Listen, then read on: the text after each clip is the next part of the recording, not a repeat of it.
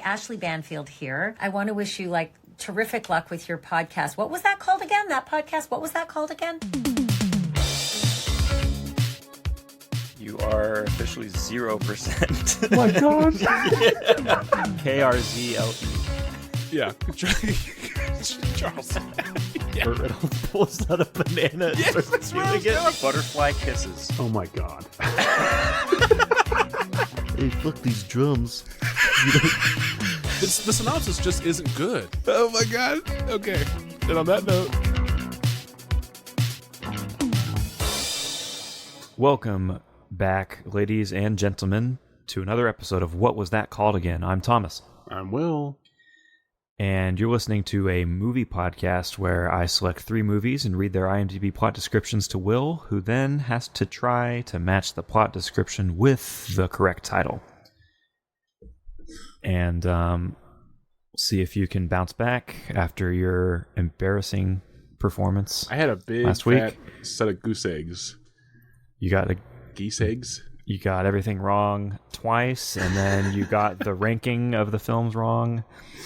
It was probably your worst performance you've ever had on the show. I think it was. It goes. I think it's up there or down there, depending on the perspective of the worst I've ever performed. I usually at least get one thing, like one redeeming element right. I think the only thing I got close to being right was I said that one of the films might have like a low 6 on the ranking. Mm-hmm. I think that's the closest I got, but I won't even give myself that. Okay, so a couple weeks ago, though, I came in strong saying I'm going to get a hat trick, and I ended up doing that. So I'm going to say that again. I'm going to get this one. I'm going to nail this one. Does that mean on your first try specifically, or yes, will it count on your if you get it on your second try? So the second try. I mean, listen, I've said this before. I don't like the asterisks next to my victories. So the second try is just really for my ego. Oh, okay. But the first try is what we always take as the actual, score attempt. So it can only be on the first go if I get a hat trick. Not if, when I get a hat trick. I'm going to get it again today. Okay. We will see about that. So we don't have any update. We'll see about your confidence. Thank you. We don't have any update on listener mail, being that we just finished recording last week's episode like 10 minutes ago. Exactly. So hopefully sometime in the near future, we will have more listener mail to go over. Or even non-listener mail. If you don't listen, you can just email us as well. If you don't listen, but you heard somebody talk about the show once. Or if you used to listen and you stopped listening. And they happened to mention the email to you. They just said, hey, write to these guys. Yeah, and then so you don't even know that we're talking to you right now, but send us an email too. So hello. And again, everybody out there, all across the globe listening, our email is wwtcapod at gmail or at protonmail.com. We always yes, Proton Mail. Yes, Proton Packs. Correct. It's the email service of the Ghostbusters. Yeah, or it might not be, but we'll say we can say it is. Yeah. So we can go ahead and kick off this week if you feel prepared. I'm hat tricking it. Hat tricking, okay. Your first film is going to come. Turkey. It's coming at you from 1967. 67. Your favorite year, from what I hear. 1967. Your synopsis directly from IMDb reads as follows. On the run from the police in Athens, a man named Jason has in his possession a microfilm eagerly sought by both criminal gangs and government agencies. Is this Athens, Georgia, or Athens, Greece? That's all it gives you. Okay. All right. So 1967, a man in Athens is on the run, has a microfilm and is on the run from police. I missed most of that, I think. Yeah, so on the run from the police in Athens, could be in a different country, could be in Georgia, you never know. A man named Jason has in his possession a microfilm eagerly sought by both criminal gangs and government agencies. Oh, okay. So it's both Yeah. Everyone wants this microfilm. Yes. Eagerly wanting this microfilm. Jason has it in a place called Athens, and he's on the run. Okay. Yes. All right, 67. Okay. Okay, and then moving swiftly along into your second film, which comes from the year 1998. Ooh, 98. Okay. Yeah. Good year. Yeah, you were born a year later. Yeah. Your synopsis from IMDb for this film reads as follows. A horse butcher's wife... Sorry. I was like, wait, what? A horse butcher's life and mind begin to break down as he lashes out against various factions of society while attempting to reconnect with his estranged daughter. So this is a butcher that specifically butchers horses. And his life is going crazy as he tries to reconnect with his daughter? Pretty much, yeah. Okay. 98. His life and mind begin to break down as he lashes out against various factions of society while attempting to reconnect with his estranged daughter. So he lashes out against various factions of society as his life and mind go astray. Okay. I got horse butcher. That's what threw me, because I was like, specifically a horse butcher. That's 98. Okay. Yep. All right. And that leads us to your final film from the year 1991. Okay. And the synopsis from IMDb reads as follows. Eddie is recognized on TV after rescuing two. A group tries to kill the peaceful watchmaker. Why? He sees a cute analyst. All right. This is where we would like to remind everyone that IMDb synopsis are mostly user-submitted pieces of information, and that user is not necessarily the greatest at summarizing a film. So these are not taken from the official film synopsis. These are just user-submitted. And I do want to note that if IMDb were to list the name, the username or whatever of the person who submitted this, I would notate that. This one did not. This one would publicly shame them. Yes, and deliver their email if it's listed on air, as I think I've done once. So read this 1991 synopsis again. Eddie is recognized on TV after rescuing two. And then there's a period. Yep. A group tries to kill the peaceful watchmaker. Stop. Why? He sees a cute analyst. Full stop. Oh my goodness. Oh, fuck off. Okay. What's his name again? Gary? Eddie. Okay. Eddie is recognized on TV after rescuing two. Yes. And then the next part is... A group tries to kill the peaceful watchmaker. Okay, so let's assume that Eddie is the watchmaker, just for clarity. So Eddie's a watchmaker, and he's recognized on TV after rescuing two people, we'll assume, and dogs, cats, gerbils. And what was the next part? So I'll read it one more time, beginning to end, as it's written on the Internet Movie Database. Which I remember a joke somebody said once, IMDb standing for Internet Morons Debating Bullshit. Accurate. But I miss the forums. I miss the forums. Yeah. Yeah, we all do. It reads as written and as follows. Eddie is recognized on TV after rescuing two. A group tries to kill the peaceful watchmaker. Okay. Why? He sees a cute analyst.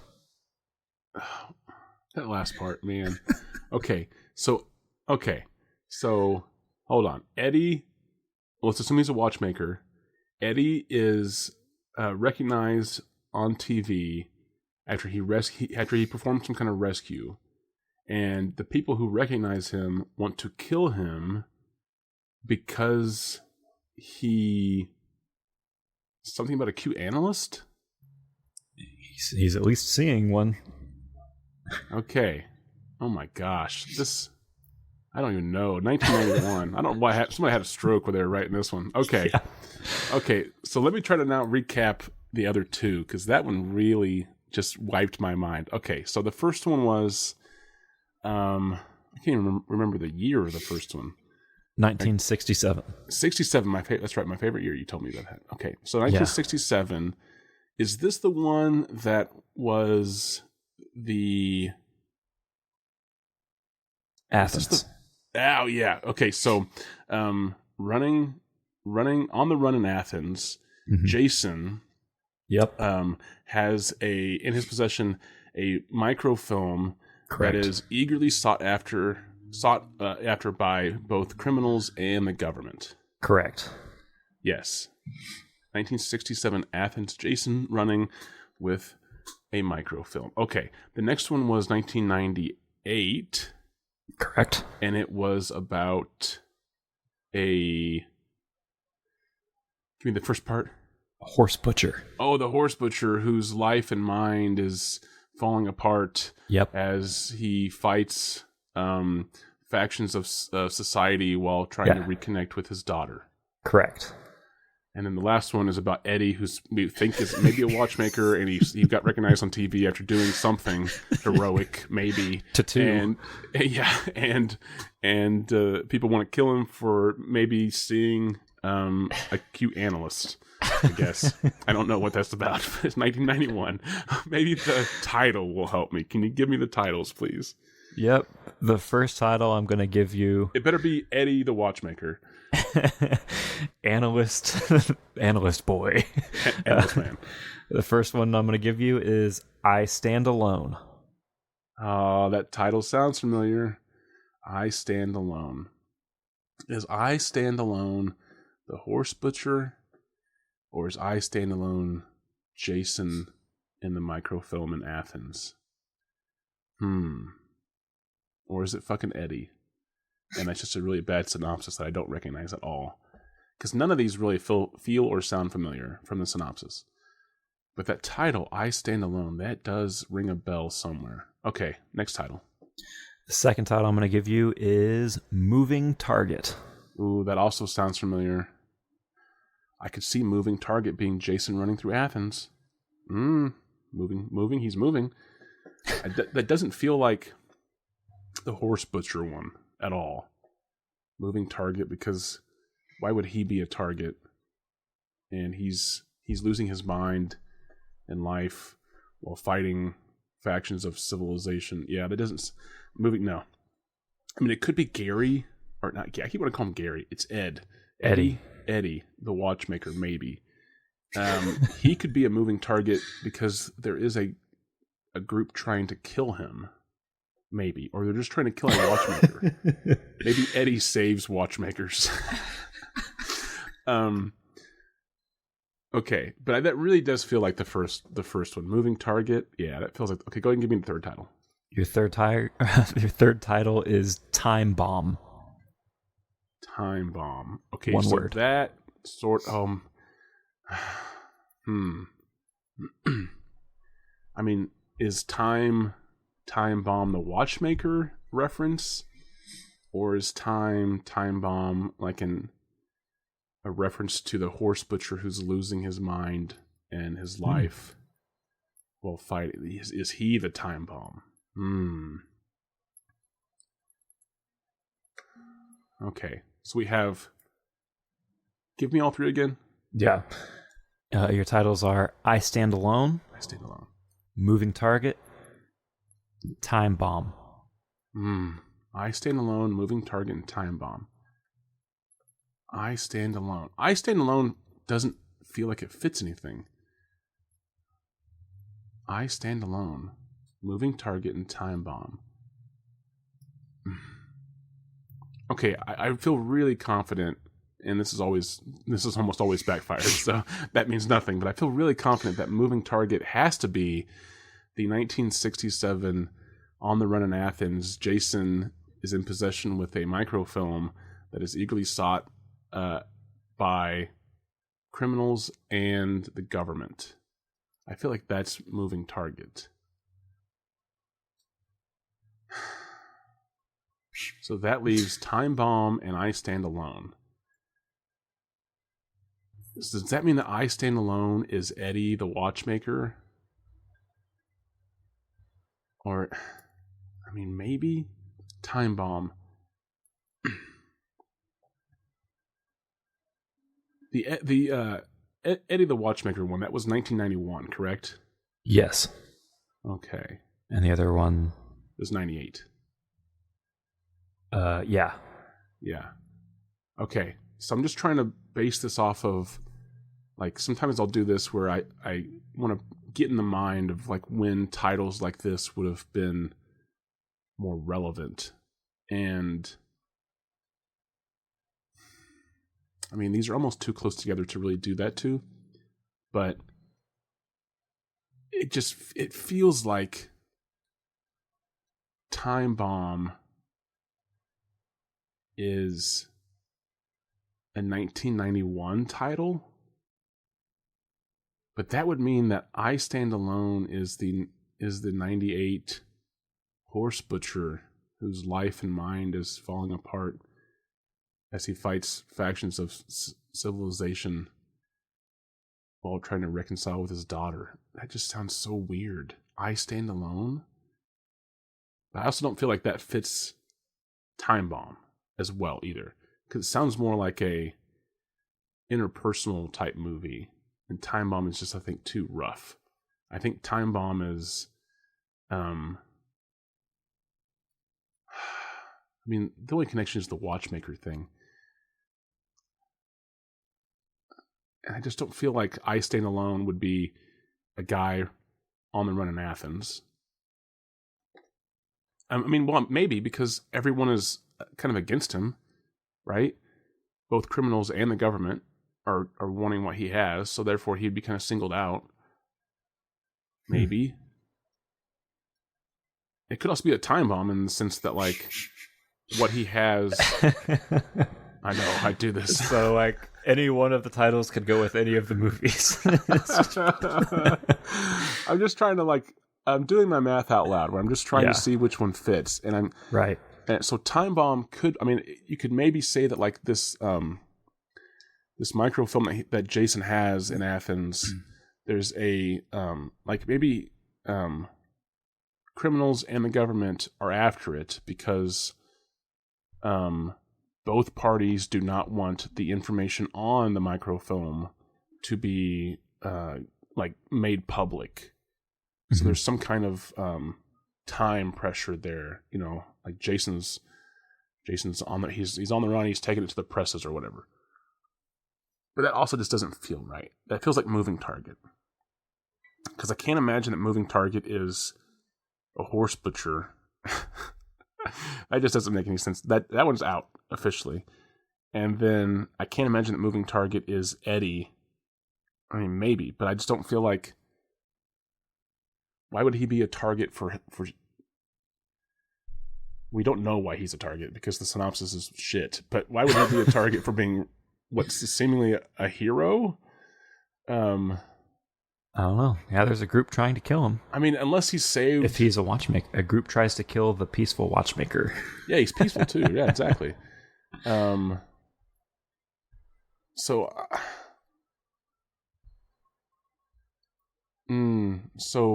Time Bomb, I Stand Alone, or... What was the last title again? Time Bomb, I Stand Alone, or... Time Bomb, I Stand Alone, and Moving Target. Moving Target, yeah. So Moving Target. That's what I was on. Moving Target. I don't feel like Moving Target is that one because... I mean, like, maybe Eddie saved somebody who was wanted dead by, like, a mob. Or, like, you know, some kind of criminal organization. And, like, he like, unknowingly stopped that from happening.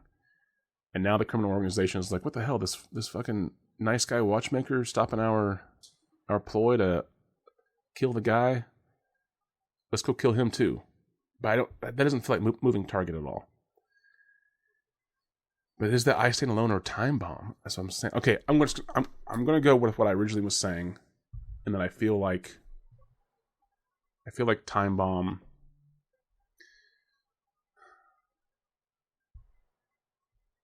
I don't know what I feel anymore.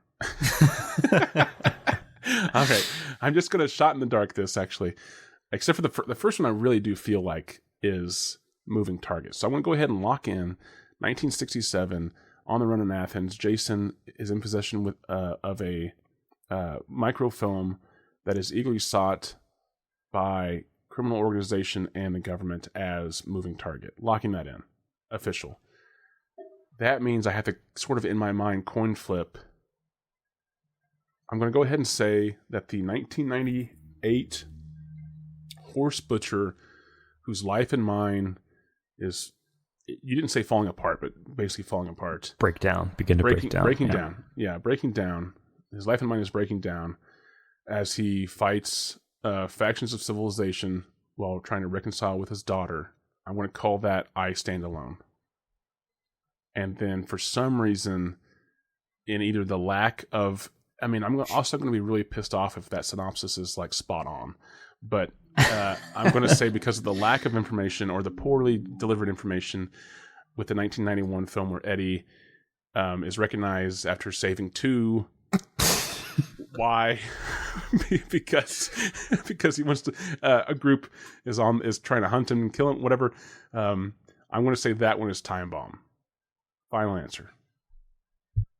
All right. I think you need to. You should more confidently throw down the gauntlet more frequently because you got all three of them correct. Yeah, again.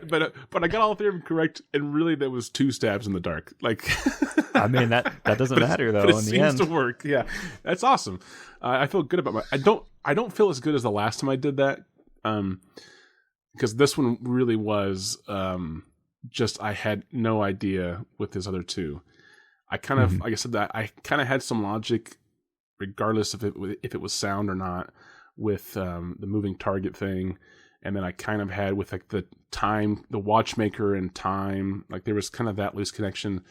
But yeah, I don't know anything about these films except for two of the titles sound familiar. So give me some information. All right, so from 1967, the movie Moving Target, also known as Death on the Run, was from director Sergio Corbucci, who contemporarily is probably best known for directing spaghetti westerns. He directed The Great Silence and the original Django. Cool. The movie stars Ty Hardin, Michael Rennie, and Gordon Mitchell.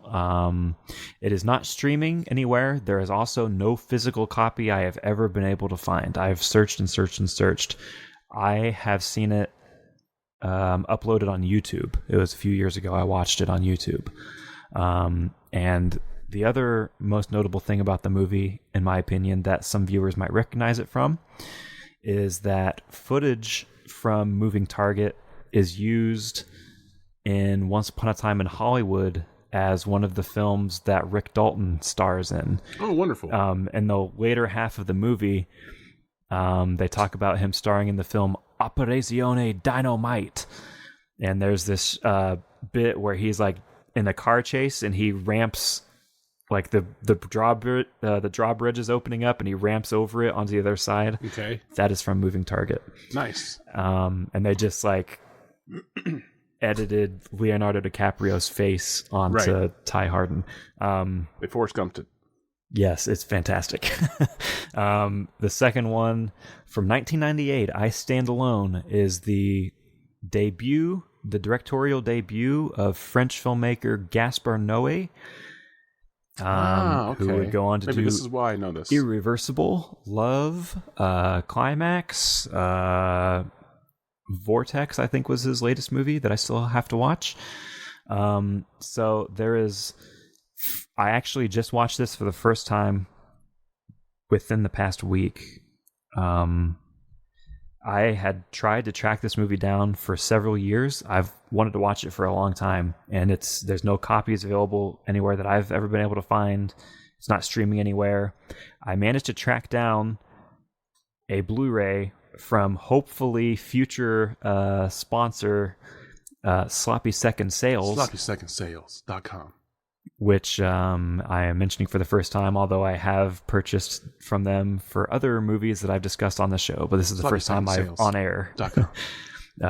Sloppy Seconds, if this is the first time you're hearing this, you could get more of this every week. SloppySecondSales.com. Yeah, this movie, there is first-person voiceover narration from the lead character, the Butcher himself. And so what I had read about it was that Gaspar Noé actually wrote all of the voiceover narration after principal photography was completed. And he also claimed that he was quite drunk whenever he wrote it because, quote, he wanted to be as close as possible to the mindset of the character whenever he wrote the dialogue. Or, well, the narration. Yeah. Another little fun fact that was listed in the IMDb trivia was that apparently I Stand Alone is one of actor Michael Shannon's favorite films. Interesting. I thought that was kind of fun. Yeah. And personally, after several years of searching and wanting to watch the movie, I ended up not liking it all that much. I mean, it was okay. It was really interesting. It was very, very interesting. The editing in particular, I thought was fascinating. What didn't you like about it? Briefly. Well, it's a weird complaint, especially being that you kind of know you're going to get nihilism whenever you watch a Gaspar Noé movie. Sure, yeah. But this one was just like too much. Like the dude just like talks about how much he hates his wife a lot. And then, spoiler alert, skip ahead like 30 seconds if you don't want spoilers for I Stand Alone. She's pregnant and he ends up like punching her stomach to abort the baby. And then he ditches her. And Great guy. Yeah, it was just him walking around and like complaining about everything the whole movie for the most part. And I was just like, all right, I fucking get it. And yeah, it's like 95 minutes of this. Oh wow. Okay, yeah. So it's like, but the editing was amazing. It was really interesting. There's these shots where like you'll see like a medium wide shot of the dude like in the doorway or whatever, and then it like super speed like up to a close-up shot, and it makes like a gunfire shot, like a and it like cuts closer. It's really strange, but it does it throughout the movie. I thought I'd never seen anything like that. But we're gonna move on to the final film this week from 1991 was Time Bomb, from a director whom I didn't recognize, but his name is, I'm gonna probably pronounce it wrong also, it's Avi Nesher. And this movie stars Michael Biehn. And so who's that? He's in the Terminator. He is in Alien. He is like the android in the original Alien. Oh, okay, yeah. Okay. So what I had read was that the studio wanted the star in the movie to be either Chuck Norris or Jean-Claude Van Damme, because 1991, I guess. Yeah, right. And the director, to his credit, fought to keep Michael Biehn in the lead role, and Michael Biehn also took a lower salary on the movie so he could be in it, because he believed in the material that much, I guess. And this movie came to my radar because last year, I think, there was a Second Sight 4K release of my personal favorite film, The Guest. And in the new commentary for that release with director Adam Wingard and writer Simon Barrett, they mentioned Time Bomb, and they kind of discussed how Time Bomb was this like very like criminally underseen 90s action movie, and Adam Wingard referenced it as being, in his mind, a prequel to The Guest, because Michael Bihn's character is being like the group that the description very vaguely doesn't describe in any way, but it says a group tries to kill the peaceful watchmaker. He is the watchmaker, and the group trying to get him is this government agency. And Michael Biehn, throughout the movie, keeps having these flashbacks to things that he doesn't remember, but he keeps like having these visions that come to his head. And you pretty much, mild spoiler for Time Bomb, pretty much he was the subject of this military experiment. So it's similar, a very similar thing to The Guest in a way, and they like it was like this super soldier experiment that the that the military had performed on him. Yeah, is really interesting. Definitely worth checking out. That movie. So 1 second. I am beyond. I'm outside of myself right now. I did not realize that Kyle Reese and the android character Hicks in Aliens were the same guy. Were by the same actor. I had no idea because you said that because you said Terminator, and I was like, I don't know who that is in Terminator. I'm beside myself right now. I don't know why. I'm an idiot. It's clearly, okay. Sorry. Sidebar. Yeah, I was just the last thing I was gonna say was that Time Bomb is at the time of recording streaming on Amazon Prime, and highly recommend it. And especially if anyone listening is a fan of The Guest, do watch Time Bomb, and keep in mind that the makers of The Guest, like in their heads, claim Time Bomb is a prequel. That'd be an awesome double feature then. Yes, it's like a perfect double feature. And also, it's this kind of lower budget action thriller mystery kind of movie, very 90s. But the action in the movie is like fantastically choreographed. Like the action sequences are like crazy. Yeah, it's very good. Because I've seen The Guest a few times now, and the first time I watched it, I was I really enjoyed how original it felt, and that's just my being ignorant to a lot of things, but it really felt original. And then to now hear that it's potentially at least based off of or was heavily inspired by something that was almost 25 years before it. That's really fascinating. So I'd really like to see Time Bomb now. Yeah, whenever I'd like to revisit it. Whenever I watched it the first time, it was on Tubi at the time, and so it had all these ad breaks in it, which were a little bit annoying, but it wasn't that bad. But so I'd like to rewatch it now that it's on Amazon and watch it like seamlessly. Yeah, very cool. Yeah, and we have a return this week to a fan favorite and also creator of the podcast favorite segment, which is quote time. I did manage to pull a quote from one of these three movies, and then afterwards, or do you want to do the star rankings first? Let's do the star rankings first. Okay. Yeah. So we'll save the best for last. We'll rewind that. Quick. All right. We ran the tape backwards. So let's do the star ranking first, just to get this out of the way. Not that I don't like this segment, but since we still have all three of the films in mind. Yes. Okay, so let's see here. This is where Will tries to guess the ranking of the three movies based on their star rankings on IMDb, and that's pretty much what the segment is. So go ahead. And I try first to at least give like a range, and this is not the range doesn't count towards my score. It just I like to just give a little bit of extra here. So let's see here. There's sort of a theme-ish, kind of. It feels like we're like there's like government. Well, I mean, I guess not with the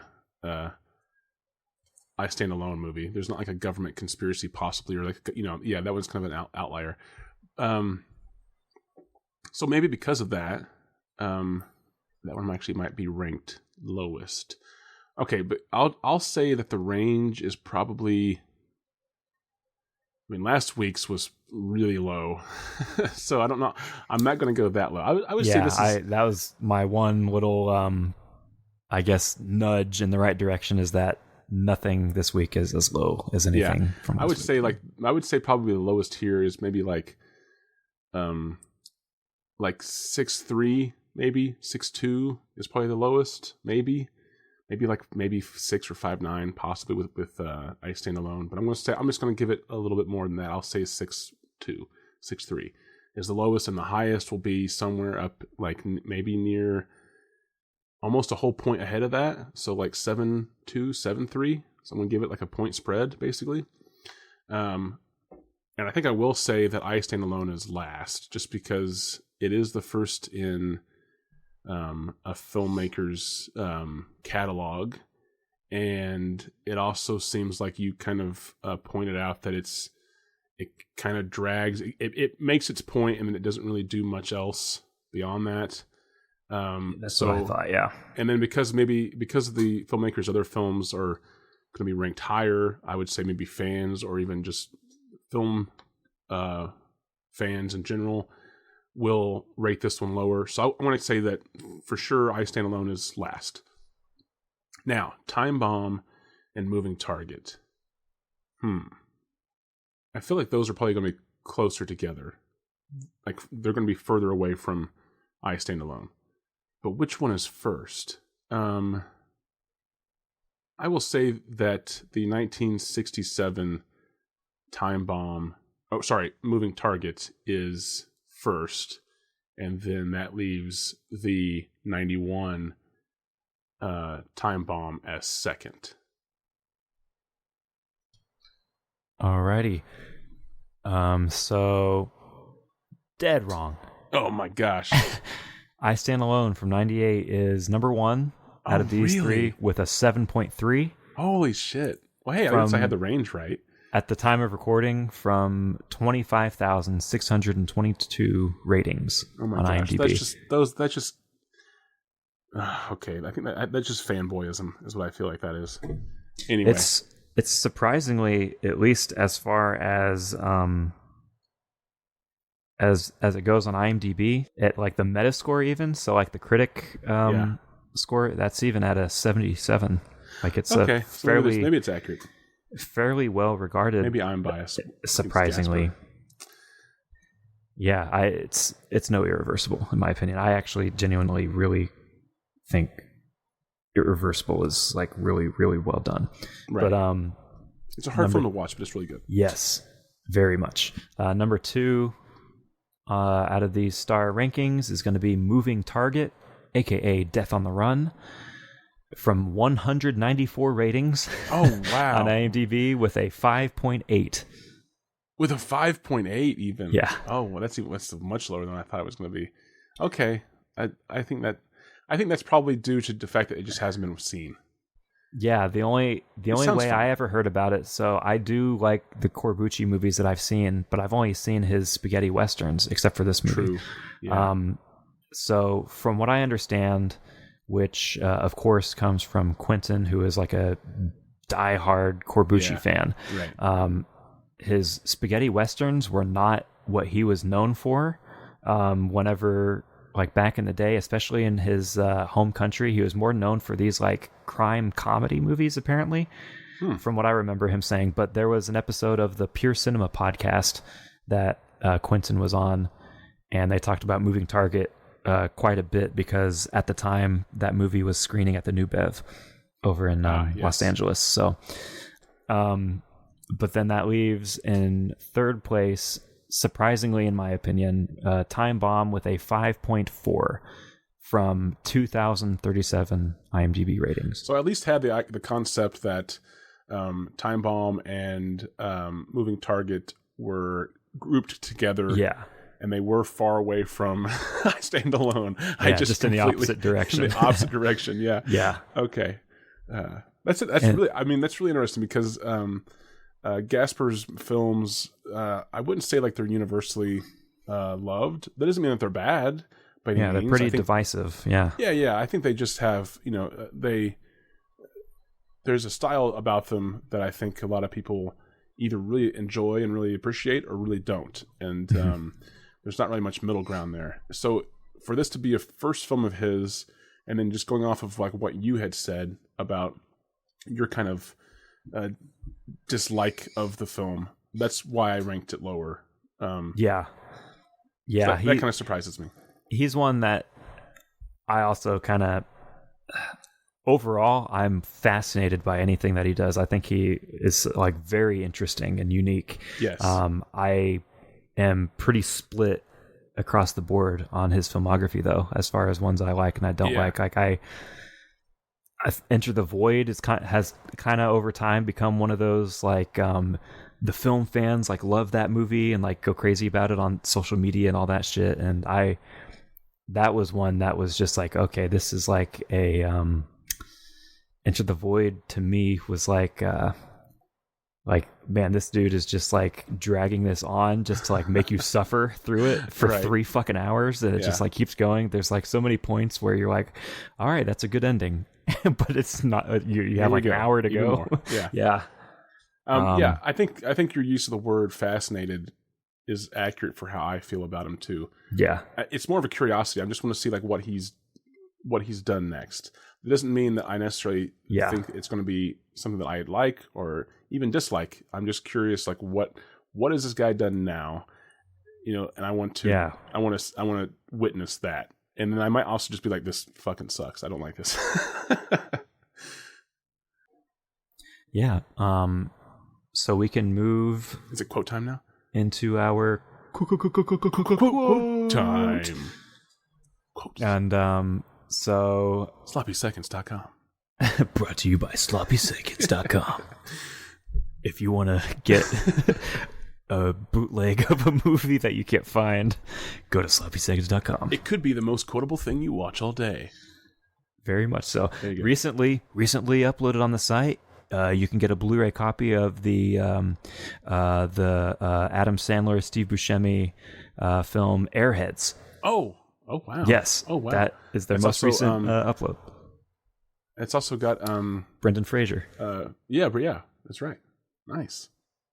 Yep. All right. And I was like, why is that there? And I looked on Amazon, and sure enough, the actual Blu-ray for Airheads is completely out of print. Oh, there you go. So good on them for keeping that alive. Sloppyseconds.com. Quote time. So here is your quote from this week, delivered in a character of my choosing. Maybe it is a character, maybe it's not.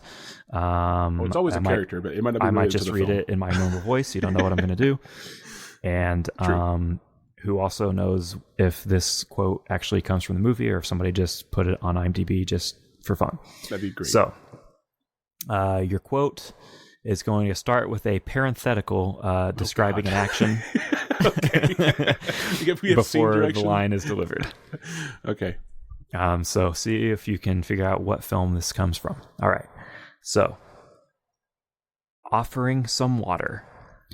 Studies prove it'll help you live longer. Okay. So this character is giving someone else or offering someone else some water, and they're saying studies show it'll help you live longer. Yep. Oh man.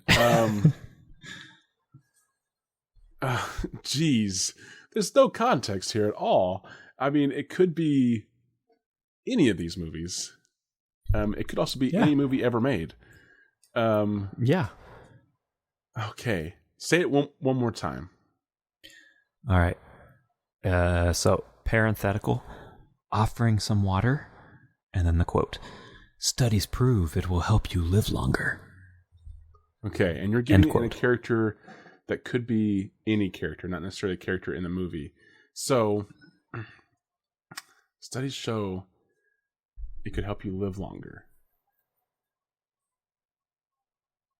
I don't feel like that is the moving target where, I mean, unless the microfilm is about like poisoned water or something, right? No. So I don't feel like it's that one. I don't feel like it's Eddie or anyone in Time Bomb. I feel like this is kind of I Stand Alone, and maybe with like the nihilistic outlook of this film, this is done in jest almost, where the person who's offering this knows that someone else doesn't want to live anymore, so they're saying, studies show this will help you live long. I don't know. I'm just gonna go. I'm gonna go because of like the live longer thing.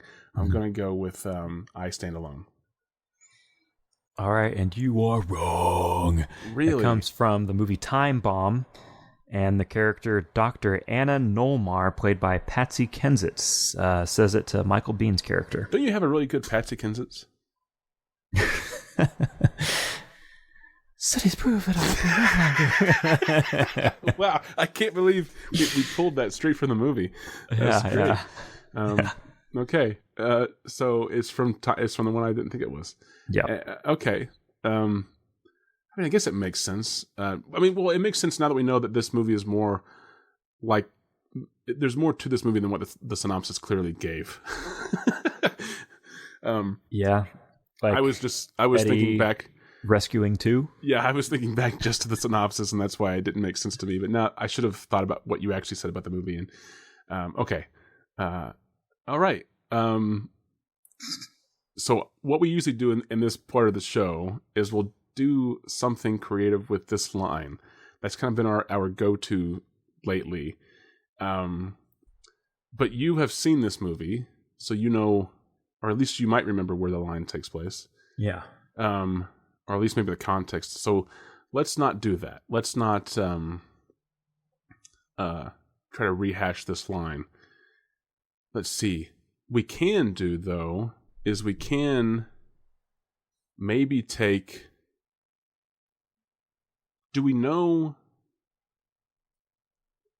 you remember or do you know what is on the microfilm in... Oh, no. Yeah, I barely remember anything of that movie. Okay. Let's see here. What else can we do? We also have the option of taking the idea of Time Bomb and recreating it from the perspective of the two? the two. Yeah, the two.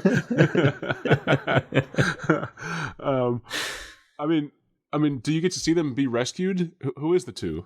I think so. Do you recall? So I think it is the very beginning of the movie, and genuinely, I do not recall if it's two people, two kids, two pets. I don't remember, but from what I can recall, I think there is an apartment fire or a building that's on fire, and he rescues someone or something from it. Okay, and you did say that you've seen all three of these, correct? Yes. Okay, dang. One of them last week, the other two several years ago. Okay. So what should we do? Should we come up with what is on the microfilm? Should we combine all three of these into a fourth film, or should we take a time bomb from the perspective of the two? Like what was their life like after they were rescued? Because you would think that we're going to find out the truth about Eddie. Like we the public are going to find out the truth about Eddie, right? Well, maybe not the whole truth, but we're going to find out that he's more than just a watchmaker, right? Mm-hmm. So maybe we take it from the two people who were rescued. Let's assume that they're actual people, not like a cat or something. And they see Eddie on a wanted poster or on the news or something later on, and go holy shit, that was the guy that pulled us out of the fire. For some reason, whatever you said, wanted poster. I pictured an Old West, wanted reward, $1,000. Have you seen this man? Or like I said, or do we describe what was on the microfilm? Why was that so important to both the government and criminals? It had a secret sex tape of the president. Yeah, but that doesn't matter anymore because that exists in real life and no one but cares. the movie came out in 1967. Oh, okay. Oh, yeah, you're right. So historically speaking, those things matter in politics. All right. But why would criminals want it? To distribute it. Okay, so what is Jason doing with it? That's a good question. Because I assumed that Jason wanted to distribute it.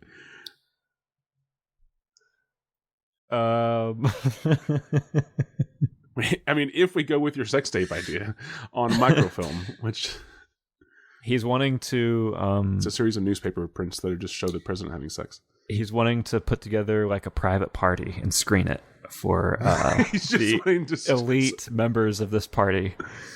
Oh, so wait. How about this? Maybe he's doing it for the opponent, the political opponent. Oh yeah. It's and then they show on television. They air the smear campaign, and it's a huge censored out thing like around those parts, and it's him like banging, and it says like, "Do you want this to be your president? Okay, vote Ronnie Cochrane." Ronnie Cochrane. I like this, but I'm still confused as to why the criminals are after him.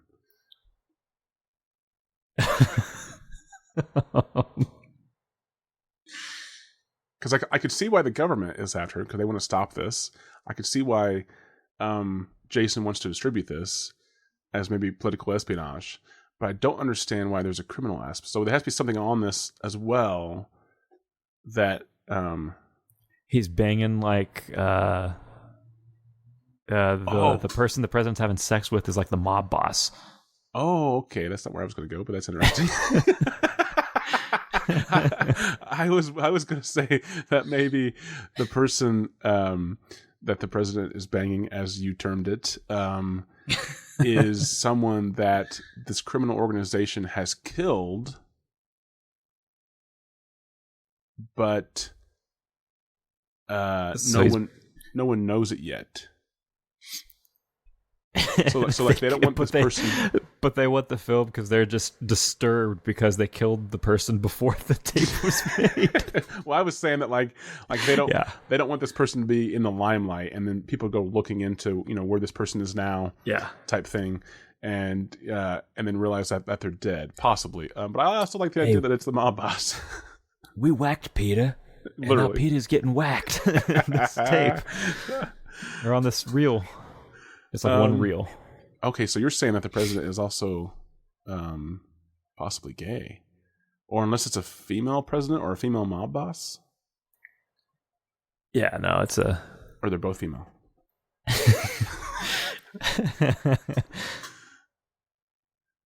Okay, so let's play this out. This is a tricky one. Okay. This is a tricky one. I was hoping that the quote, because usually the quote is the go-to, but studies prove it will help you live longer. Here's a bottle of water. Here's a bottle of water. But since we don't have that one, I mean, we could combine all of these. We're really drawing out the process of just deciding on instead of just doing it. Okay, so let's say that like we're making a fourth film. And we want to take the elements of all of these. Okay, so I think you have to have the microfilm that is wanted by government and criminals in our movie. We're going to take that element. We're also going to take the element of a butcher who's falling apart. Butcher going crazy. Yeah, I think we take that, right? Or I mean, we could take the element of just reconciling with the daughter, but I think the horse butcher part is more interesting. And then we also take the element of Eddie being recognized. Oh, or watchmaking. Or what was it like that you described? Like is Eddie actually like this super soldier thing? Yeah. Okay, I do like that. So let's say that. Is there evidence on this microfilm in our fourth movie that we're making of the agency that's performing the experiment? Yeah, that's the military. That's creating these super soldiers. Like, there's proof of super soldiers. There's proof of this. If we're in the world of the guest, it's KPG, right? The KPG, and this microfilm was just found by a horse butcher. But how? Right? How does this horse butcher find this microfilm? And why does he know what's on it? So what if the horse butcher, whose life is falling apart, let's see here. I'm trying to think. Like, does he find it inside of a horse? Somebody stuffed the microphone into a horse carcass. maybe like what if it's something as dumb as he like what if he goes and rents a tape from fucking like Blockbuster and somebody put the wrong tape in it? Oh, so it's no longer microfilm, it's just like a micro tape. It's just a micro cassette. It's like a been recorded over. Well, so I was going to say that maybe like I assume that a horse butcher gets a whole horse in, and then dresses it and does all the necessary butchering, right? I'm just saying maybe this we can make it more high tech. What if this microfilm or this microchip, this information, right, was embedded in the horse? Because that's how they thought they could hide this evidence, right? So it's like we have this top secret military intelligence. Let's inject it into this fucking horse that runs around in the pasture. No. I think someone was actively surveilling, spying on this organization, and they recorded the information onto a microchip, like an RFID type microchip tag, something that is very small, under the surface of the skin, because they knew that they had to hide this thing. So it couldn't be on like a computer. It couldn't be on like a large object that was easily discovered or found or traceable. It had to be something small. And this person also knew of a very secluded horse ranch, horse farm, right? So it's the fact that this person who was spying and doing the secret data recording of this organization knew that their time was limited. They knew that they would get found out. So they knew that they had to hide this information as well as possible. And they basically hid it on a horse, knowing that these horses would be selected for butchering. And that hopefully, I know this is very convoluted. I understand that. I can sense you saying why. but go with me, okay? I'm listening. And that's whenever Eddie, our horse butcher, actually we'll call him Gary. We'll call him Gary. There we go. There we go. Our horse butcher finds this information on this horse that he's about to cut up, and he is at his wit's end. He's super depressed. His life is falling apart. This, that, and the other, as you would if you were butchering horses. And he's about to give up on everything. And then he discovers this thing, this like weird implanted chip or whatever, and that gives him a purpose in his life that's falling apart. So he sees what's on. He investigates what this thing is. He figures out that there's stuff on it. He's able to read and discern the information that's on it, and by doing so, like maybe he views it on a computer or whatever. By doing so, that alerts this organization that holy shit, this is out there. Someone has it. We got to go track this guy down. And then that also alerts a criminal organization who also wants that information so they can use it against the government.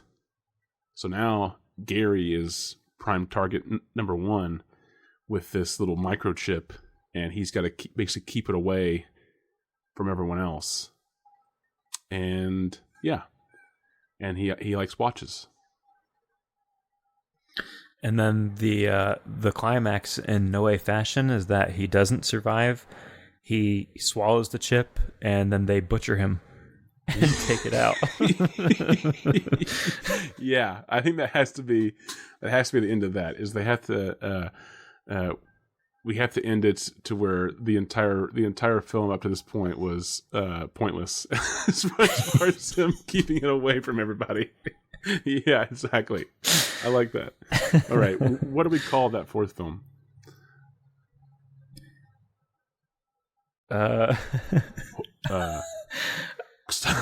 Don't horse around. Yeah, I was just gonna say fucking horse chip. I don't know. Horsing around. We could call it Gary. Just call it Gary. I like horsing Gary. around.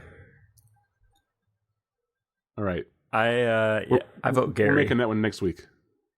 Send us an email. Which title should we have? Horsing Around or Gary? Or should we just drink more water? Yeah. What was that called again? Yeah.